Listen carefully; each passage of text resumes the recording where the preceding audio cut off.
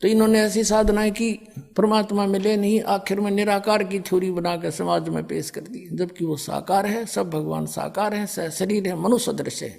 अब कहने का भाव यह कि ये कहता कि सर्व धर्मान परित्यज माम, मेरे सतर की सब पूजाएं मुझे छोड़ दे, उसकी शरण में जा। व्रत माने जाना होता है, आना नहीं होता। तो फिर मैं तुझे सब पापों से मुक्त कर दूंगा, तुझे मैं अपना बंधुआ मजदूर नहीं रखूंगा, मेरा अकाउंट कर दे पूरा। तो इसका हिसाब मन परमात्मा करवा देगा और फिर हम आगे चलेंगे। फिर क्या होगा कि जैसे सतनाम में 2 अक्षर के मंत्र हैं, अब 2 अक्षर का दूसरा जो मंत्र है, इस सतनाम का प्रथम मंत्र, हम इसको त्रिकुटी पर अकाउंट होगा इसका हमारा। और जो पहले मंत्र आपको 7 मंत्र दे रखे हैं, ये इसलिए दिए जाते हैं कि क्योंकि आप बहुत युगों से यहाँ अपना कति कंडम हो लिए, इस युग में आए हो, इन संतों के पास जीवन व्यर्थ कर लिया, आपके पाप इतने जबरदस्त हो गए। कई भक्त तो नाम लेते हैं क्योंकि एकदम विश्वास नहीं होता, ज्ञान वो सुन नहीं पाते। अगर पक्का विश्वास करके कि कबीर इज गॉड और आप आ जाओ, नाम ले लो, सब त्याग दो, मर्यादा सब पुरानी पूजाएं, गारंटी देता ये दास चाहे कति कैंसर का बाप हो, तुरंत ठीक हो जाएगा।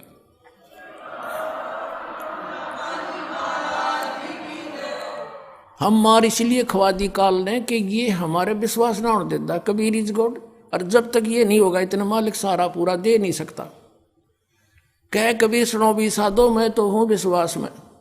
जय तुमने ये विश्वास हो गया कबीर इज गॉड, फिर देखना, या मैं 1000 प्रमाण दिखा सकता हूं आपको, पुण्यात्मा हो जो परमात्मा की शरण में लगे हैं सच्चे, उससे उनके ऊपर कर्म की फिर मार आई है और ऐसे जीवित कर दिए। डॉक्टरों ने जवाब दे दिया था कि अब इसका कहीं इलाज नहीं, बेसिक ले जाओ, नाम ले रखा था उन्होंने, और वो अपने आप फिर स्वस्थ हो गए। भगवान किसे कहते हैं? इसको कबीर गॉड कहते हैं। तो ये प्रथम मंत्र में आपको अब ये 7 मंत्र बना के दिए जाते हैं। पहले 5 मंत्र देते थे नानक साहिब भी और परमेश्वर कबीर साहिब जी। फिर ये है 5 नाम हैं जो हमारे कमलों में ये प्रधान बैठे हैं। मूल कमल में गणेश जी, स्वाद चक्र में सावित्री ब्रह्मा जी, नाभि कमल में विष्णु और लक्ष्मी जी, हृदय कमल में शिव पार्वती जी और कंठ कमल में ये दुर्गा जी।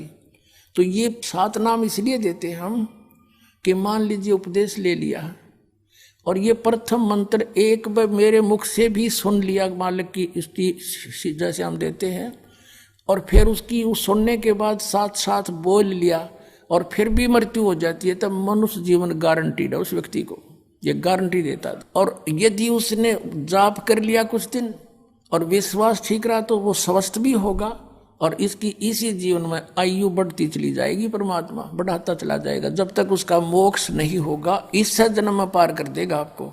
तो इसलिए ये 7 मंत्र दिए जाते हैं। ये पहले वाला लास्ट वाला मंत्र आपको जन्म दिवाओगा तुरंत, मनुष्य जीवन का गारंटीड है, मृत्यु भी हो जाएगी। पुण्यात्मा इसलिए मान लीजिए किसी का कोई बीमार है, या 80% व्यक्ति दुखी आए हुए, और जो विश्वास कर लेता उनको गारंटीड बात पूछ लो, यहाँ लाखों बैठे होंगे, आ जाते हैं, सुनते रहना और सब स्वस्थ हो जाते हैं। तो ये वो परमात्मा है। तो इसलिए प्रथम मंत्र जो आपको दिए जाते हैं, इनमें ये 2 मंत्र अब कंपलसरी थे, पहले नहीं थे ये। तो इसलिए परमात्मा ने कंप्लीट कोर्स बना करके गरीबदास जी के माध्यम से हमारे तक पहुंचाया है। और जैसे आप जी किसी का कर, जैसे विदेश गए हो, स्वदेश आना है, वहाँ आपने कोई कारोबार शुरू कर रखा है, कोई फैक्ट्री वगैरह लगा रखी है और आपका ठीक से काम चला नहीं, आपका बिजली का कनेक्शन कट गया, टेलीफोन कनेक्शन कट गया, पानी का कनेक्शन कट गया, गैस कनेक्शन कट गया, पैसे बने नहीं, तो आप कंडम हो गए। और वहाँ कोई ऐसा प्रभावशाली व्यक्ति आपको मिल जावे, सरकार को गारंटर बने कि भाई तुम इनका चालू करो कनेक्शन, मैं गारंटर बनता हूँ, और फिर उसको कहेगा भी जो पैसे तो देगा यही तेरे कर्जा उतारेगा, नहीं तो फिर काट दियो ना, वो देते क्या बात है। तो ऐसे ये दास आपका गारंटर बनता है और आपके सब कनेक्शन चालू करवाता है, लेकिन इनकी मजदूरी करके ये देने पड़ेंगे, तुमने कर्जा आप उतारना पड़ेगा। और परमात्मा जो है कुछ अपने कोटे से भी आपको पैसे देता, क्योंकि आप चला ही नहीं सकते अपनी फैक्ट्री को बगैर थोड़ा बहुत और सारा ना मिल रहा कहीं से, तो वो बगैर आपके वैसे सब्सिडी समझ लो ऐसे देता है। तो परमात्मा पहले आपको सब्सिडी देता है जिससे आप अपना काम चलाओ और फिर डट कर भक्ति करो, मर्यादा में रहो, आप धनी हो जाओगे, बहुत शीघ्र धनी हो जाओगे। बहुत कीमत है इन मंत्रों की। इन भगवानों के जो 5 प्रधानों से आपने मुक्त होना है, त्रिकुटी पर जब जा सको हो उस समय पहुंच पाओगे जब इनसे आप अपना नो डू सर्टिफिकेट ले लोगे। अब ये मंत्र जो 2 मंत्र फर्स्ट और लास्ट है इन 7 मंत्रों में, इसके साथ मिलने से ये मंत्र जो प्रथम जाप आप करते हो, इनका ऋण मुक्त हो जाने के बाद भी कुछ आपकी कमाई यदि बचगी तो इन 2 मंत्रों के प्रभाव से ये कन्वर्ट हो जाएगी आपकी सतलोक चालन नालियां में, इनमें से बच भी गई तय। और फिर जब आप यहाँ से प्रस्थान करोगे तो आपका अकाउंट, अब ये कहते हैं राधा स्वामी धन धन सतगुरु वाले, ये जय गुरुदेव वाले कहते हैं, हमारे गुरुजी तो कहते हैं हम तो सीधे त्रिकुटी से चलते हैं। यहाँ बताते हैं त्रिकुटी यहाँ नहीं है, त्रिकुटी इसके पीछे बैक में है, यहाँ पर जो नीचे से सारा ये तंत्र साथ मिला हुआ आता है, यहाँ है पीछे। ये कहते हैं हमने ना तो वेदों की आवश्यकता, ना कतेबों किसी और, ना हम गीता को मानते, ये भी तो किसी ने लिखी है। और हम तो सीधे त्रिकुटी से प्रारंभ करते हैं अपना रास्ता, त्रिकुटी से, उसका किसी ने नहीं पता। ये सारे ऋषि महर्षि त्रिकुटी माथा मारा करते और उन्हें खक नहीं पाया आज तक। त्रिकुटी से तो बहुत आगे जाना हमने, और त्रिकुटी पर जाना कोई बालकों का खेल है, कोई बरवाले का बस स्टैंड है, चाहे पैदल पहुंच जाओ चाहे रिक्शा में बैठ कर पहुंच जाओ। त्रिकुटी इज द इंटरनेशनल एयरपोर्ट, त्रिकुटी अंतर्राष्ट्रीय हवाई अड्डा जानो। और वहाँ वही व्यक्ति जाता सैर सपट्टे, तो कोई धक्के खाए जाओड़ा क्या फायदा होगा, उसने देख भी और आ जाओ उल्टा, क्या फायदा उसका। वहाँ पर केवल वही व्यक्ति जाता है जो पहले टारगेट बना चुका होता है, और जिस देश में जाना है उसका पासपोर्ट और यहाँ की सरकार से नो डू सर्टिफिकेट, और तब वो उस इंटरनेशनल एयरपोर्ट पर जाकर कुछ लाभ उठा सकता है। तो वहाँ से फिर आगे कैसे जाएंगे, उस त्रिकुटी पर पहुँचने के लिए तो सारा झंझट है, उस पर जाएं पता फिर आप पे काम बन गया। तो त्रिकुटी पर जाने से पहले हमने इन भगवानों से नो डू सर्टिफिकेट लेने पड़ेंगे। और आपकी ये ऐसी भक्ति है, इसे ऑटोमेटिक, ये देवता है, ये कोई किसी के साथ भेदभाव नहीं करते। आपकी कमाई एग्जैक्ट लिखी पाएगी कंप्यूटर की तरह, और जो आपका ड्यू शेष होगा आपको थमा दिया जाएगा। हृदय कमल में जीव रहता है, और इसके यहाँ से फिर ये सबसे पहले इसका रास्ता है त्रिकुटी बजाने का, सबसे पहले मूल कमल में जाना पड़ेगा। मूल कमल से फिर सीधा रास्ता बनता है त्रिकुटी तक जाने का। उससे पहले गणेश जी के लोक में से गुजरना पड़ेगा, उसका एक जैसे बैरियर होते हैं प्रत्येक बॉर्डर पे, यहाँ ऐसे बैरियर हैं। वहाँ जब आप जाओगे आपके सामने आपके मस्तिष्क पर जैसे लॉकेट होता है ऐसा लगा पाएगा, और तुरंत आपको कहा जाएगा चलो आप जाओ, आपकी ये पूंजी, और वो आपके उस मस्तिष्क में ऐसे लॉकेट पे वो नो डू सर्टिफिकेट छपता चला जाएगा। फिर आगे चलोगे आप, आगे आप पहुंचोगे जब विष्णु जी के लोक में, वहाँ भी आपको ऑटोमेटिक मिलेगा, कोई बाधा नहीं मिलेगी, क्योंकि वहाँ तो चोरों को पकड़ा जाता है, सा को थोड़ा, वो देवता भी तो हैं, वो किसी के साथ जरा सी भी गड़बड़ नहीं करते। फिर ऐसे शिव के लोक में से शिव इस कमल में, हृदय कमल से फिर त्रिकुटी कंठ कमल में आएंगे, फिर हम त्रिकुटी पर पहुंचेंगे। अब त्रिकुटी पर जाने के बाद इस सतनाम के जो प्रथम मंत्र का अकाउंट वहां देंगे, लेकिन वहां पर यह काल बकवाद करवा देता है। यहाँ का जो जितने देव हैं ये अपने सतर पर कोई गलती नहीं करते, ये करवाता है। जैसे श्री कृष्ण, इसने सारे प्रयत्न किए थे कि भी युद्ध ना हो, सबसे प्रार्थना की थी दोनों पक्षों से, फिर इन्होंने देख लिया था कि ये मानना नहीं, ये तो इन मत बुद्धि भ्रष्ट हो चुकी है। और उसमें क्या था कि सब रिश्तेदार राजा आधे आधे बांटने थे उन्होंने।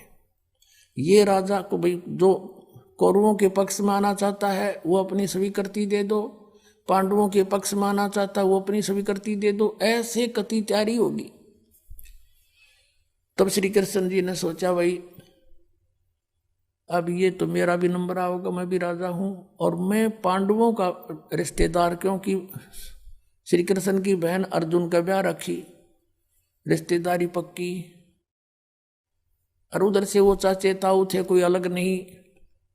तो श्री कृष्ण जी ने यहां तक कह दिया कि अभी एक तरफ तक मैं हूंगा, एक तरफ मेरी सेना होगी, अब मांग लियो जिसको मांगना हो। और यहां तक भी कह दिया कि मैं हथियार नहीं उठाऊंगा। अब पांडव तो मुंह धो रहे थे श्री कृष्ण पे कि सर्वशक्तिमान है, ये जो हमारी तरफ पक्ष में हो गया तो अकेला ही बहुत है। तो फिर पांडव घबरा गए थे। पांडवों ने यहां तक कह दिया था प्रभु हमें 5 गांव दिवा दो, हम युद्ध नहीं करेंगे। वो नहीं मानना था, फिर भी छोड़ो इस बात को, हम आगे लेंगे। तो फिर जब महाभारत का युद्ध हुआ, अब श्री कृष्ण ने हथियार उठाया, पहिया उठा लिया रथ का, उसको अपनी शक्ति से सुदर्शन चक्र बना दिया और उसने बहुत लाखों लोगों को काट डाला। अब ये अपने सत्र पर गलती नहीं करते ये देवता, जब तक ये न्यूट्रल रहते हैं। और जब इस काल ने इन पर प्रभाव किया, अंदर प्रवेश कर गया इसके काल, श्री कृष्ण के पाप को बनवा दिए इसके, और सुदर्शन चक्र उठवा दिया और झूठा बना दिया, वह प्रतिज्ञा भंग करवा दी। ऐसे ये त्रिकुटी पर जाकर चाल चाल है, यहां तक नहीं बोलता ये। अब वहां ये कोशिश करता है कि इसको यहां उलझा दूं। उससे पहले बहुत सी ऐसी बहुत से वहां पर त्रिकुटी तो एक बहुत बड़ा सांग है, बहुत बड़ा प्लेटफार्म है, और वहां पर कहीं पर डांस हो रहे हैं, कहीं पर दुकानें लगी हैं, औरतें खड़ी हैं नाच रही हैं, कोई अर्धनग्न शरीर में खड़ी हैं, और बहुत से वैसे सुंदर सुंदर खड़े हाथी सजे हुए। तो ये जीव वहां जाकर बिचल जाता है। सब ये नकली गुरु भी वहीं खड़े हैं, नकली गुरुओं का रूप बनाकर तो काल आता है, और अपने असली गुरु का रूप बनाकर परमात्मा आते। इस दास के रूप में आपको त्रिकुटी पे उपलब्ध होंगे परमात्मा। तो वहां क्या होगा कि कई बार ये काल भी परमात्मा यानी असली गुरु का रूप बनाकर खड़ा हो जाता है। तो सबसे पहले आप क्या करोगे, प्रणाम जब करोगे गुरुदेव को, ये स्वभाव तो आपका यहाँ बना ही दिया जाता है, गुरु जी दिखे दंडवत करोगे। दंडवत करते समय एक सतनाम का सुमरण अवश्य करना होता है। 1 सेकंड, ये 10 सेकंड मुश्किल से लगती है। श्वास उस श्वास का सिमरण करे प्रणाम करते समय, और उठकर जब देखोगे यदि परमात्मा होंगे तो एज इट इज पाओगे, और जब काल होगा दास के रूप में तो उसका स्वरूप बदला पाओगा, ऊपर का कपड़ा हटा पाओगा, उसका असली सूरत मिल जाएगी, तो आप वहां से बच जाओगे। अब फिर क्या होगा कि फिर तुम जैसे यहाँ आप देखते हो गुरु जी आगे सारे पीछे पीछे हो लेते हो, तो वहां जब मृत्यु होगी आपको सपना सा दिखेगा। जैसे आप किसी ऑफिस में गए हो किसी कामवश, और वहां आपका काम फटाफट होता जा रहा है, नहीं होता है तो आप दुखी हो रहे हो, बार बार बैठ कर रो रहे हो, तो ऐसे ही चलेगा वो। तो वहां जाते ही जब आपको गुरुजी दिखेंगे, आप एकदम इसी स्वभाव से, जो आपकी यहाँ रिहर्सल हो रही है, आपके अंदर जो आस्था कसक पैदा हो रही है, ये वहां काम आओगी आपके। तो ये सब रिहर्सल यहाँ कराई जा रही है कि गुरु को परमात्मा जानकर ये सब क्रियाएं करो, तो वहां ये आपके काम आऊंगी, वहां अपने यूज होंगी ये सारी फार्मूले। तो जब आपको ये पक्का हो गया कि ये है गुरुजी, फिर आपको लेकर के धर्मराज के दरबार में परमात्मा जाएंगे इस दास के रूप में, और धर्मराज से कहेंगे जी इसका हिसाब कर दो, भगवान का आदेश है, आप लो अपना ये एक इसकी कमाई जो तुम्हारे सत्र की वो प्राप्त करो। ओम नाम की कमाई और ये यज्ञों का जो बचा हुआ यहाँ प्रयोग हो गया सो हो गया यज्ञ, फिर भी बचे हुए भी आपको वहाँ देने पड़ेंगे कि आप अपना संभालो अपने सत्र की। जैसा कि आपके संविधान में लिखा है, ये पवित्र वेद पवित्र गीता भगवान का संविधान है, इसके विरुद्ध जो कार्य करता है वो दोषी है, चाहे जज है चाहे बिना जज है। तो यहाँ का न्यायाधीश बहुत समझदार है, उसने वो सब समझता है। परमात्मा याद दिलाता है 18वें अध्याय के 66वें श्लोक में लिखा है, सर्वधर्मान परित्यज्य माम एकम शरणं व्रज। अपना अपने सतर की जो तुम्हारी है वो अपनी लो, इसकी पूजाएं, और इसको छोड़ो, आगे चलेगा ये। तो वहां सतनाम के प्रथम मंत्र का जाप हम वहां देंगे, यज्ञ दे देंगे, फिर ये वहां से चलेगा। फिर वो आगे जागा तो पार ब्रह्म के लोक से हमने पार होना है। वहां पर सतनाम के दूसरे मंत्र की कमाई जो श्वास उश्वास से की हुई है, ये उसके दरबार में जाकर अक्षर पुरुष यानी परब्रह्म के लोक में जाकर के उसको देंगे, वो आगे जाने अलाउड कर देगा, उसके 7 संग ब्रह्मांडों से पार होना में सहयोग देगा, वहां से वो वहां तक जाने का उस टैक्स के बदले में। अब यहां बताया है कि जे तू पढ़ा पंडित बिन दोई ना अक्षर दोई नावा, और पर्णवत नानक एक लंगाए जे कर सत समावा। अब ये 2 अक्षर का नाम जो सतनाम है, ये हमें भंवर गुफा तक पहुंचा देगा। भंवर गुफा है, जैसे अभी तक हमने 10 द्वार सुने थे, तो यहाँ परमात्मा ने गरीबदास साहिब जी के माध्यम से कहा है कि 12 मद मैल मठ बोरे बहुर ना दे धरे रे। वो तो 12वें द्वार को पार करके है वो मठ, वो स्थान, वो ठोड़ ठिकाना, फिर जहाँ जाने के बाद बहुर ना दे धरे रे, फिर दोबारा जन्म कभी नहीं होता।